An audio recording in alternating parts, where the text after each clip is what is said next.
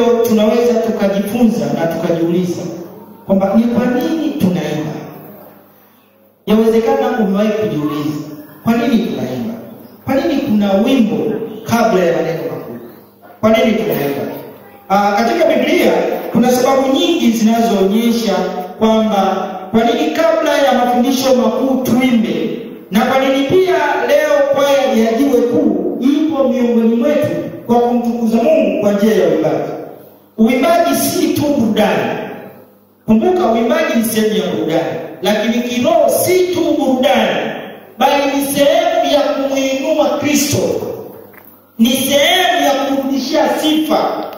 Lakini historia inaonyesha uimbaji au kuanza mara baada ya mwanadamu kuumbwa. Uimbaji umekuwepo tangu zamani za kale. Na hiyo inadhihirisha kutoka katika kitabu cha Ayubu. Inadhihirisha namna malaika walipokuwa wakiimba hata kabla wanadamu hawajaumbwa. Na hivyo tuwakaribishe waimbaji wa Jiwe Kuu kwa wimbo unaosema nasikia kelele, tukizidi kumshangilia Kristo na kutambua ya kwamba ni yeye tu tunahitaji kumwabudu. Karibu sana.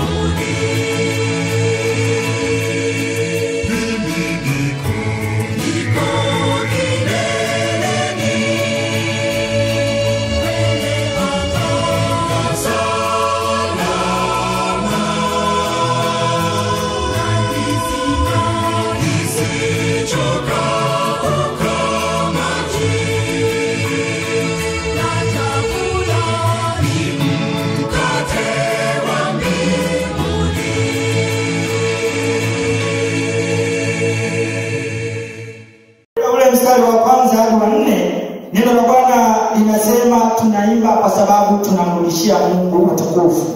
Mwambieni Bwana kwa maana ndiye anayestahili. Na kwa sababu hiyo sisi sote tumekuja hapa ili tumtukuze Mungu, tumrudishie sifa na utukufu. Bwana Yesu asifiwe. Lakini pia tunaimba kwa sababu sisi kama vyombo tunakiri ya kwamba pasipo uweza wa Mungu sisi hatuwezi. Na kwa sababu pasipo uweza wa Mungu hatuwezi, ndio maana tunainua vinywa vyetu tukikiri ya kwamba pasipo Mungu sisi wanadamu ni dhaifu. Pasipo Mungu sisi hatuwezi kufanya lolote. Na hivyo tunamrudisha Mungu kwa namna hiyo ya pekee. Na kwa maana hiyo nimkaribishe mkuu wa mawasiliano ili aweze kutuelezea, si tu kutuelezea, kutufafanulia namna ambavyo habari hii ya jamaa katika wimbo wa kwanza kabisa wa kwaya Jiwe Kuu unavyoongelea namna ambavyo kila kiumbe, si kabila, si lugha, wote tunahitaji kuhubiriwa habari njema. Mkuu wa mawasiliano, kwa haraka kabisa, wakati tukiwa tumejiunga ili habari njema ipate kuhubiriwa kwa viumbe wote, karibu. Bwana Yesu asifiwe. Kuna vitabu fulani vya nyimbo vilikuwa vinasema, kuna maandishi fulani yalikuwa yanaanza kusema, kamwe sikio la mwanadamu halijawahi fanyaje kusikia nini? Ule wimbo mtamu ulioimbwa usiku ule katika ule mji wa Bethlehem wakati Yesu anafanyaje? Anazaliwa. Na kukuwa nikisoma fungu haya yananifundisha kwamba kama alivyosema mwalimu wangu hapa kwamba nyimbo zinaburudisha, lakini sio tu kuburudisha, nyimbo zinaelimisha, na sio kuelimisha tu, nyimbo zinafanyaje? Zinaweza kuokoa.